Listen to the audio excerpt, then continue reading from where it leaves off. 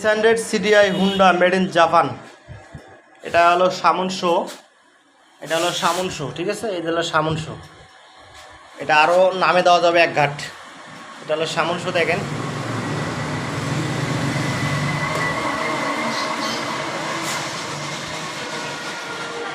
Area Japan লেখা আছে, area Japan লেখা। এই যে হলো সামন শো অরিজিনাল সাইড লাইট, এটা হলো meter Taiwan original headlight, side light original.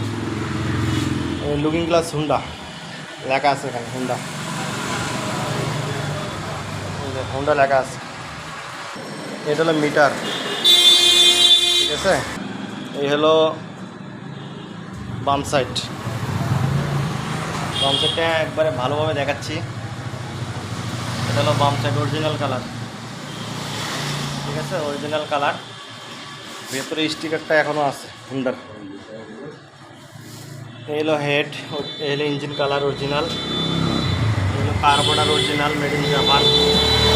এই হলো স্যালেন্সার পাইপ, এই স্যালেন্সার পাইপ পয়েন্ট, এই স্যালেন্সার পাইপের কান দেখেন, এই হলো স্যালেন্সার পাইপ, ঠিক আছে। এই হলো স্যালেন্সার পাইপ, আগুন বরাবর স্যালেন্সার পাইপ, ঠিক আছে। এই হলো ক্যারিয়াল পিছনের।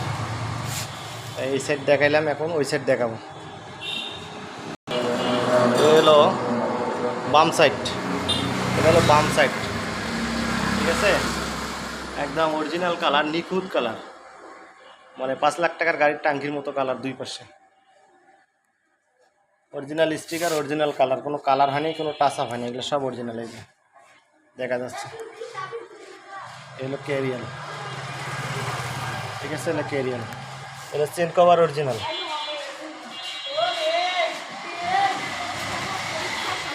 ম্যাগনেট পার্ট, এটা হলো অরিজিনাল ম্যাগনেট পার্ট, কার্বোনার অরিজিনাল।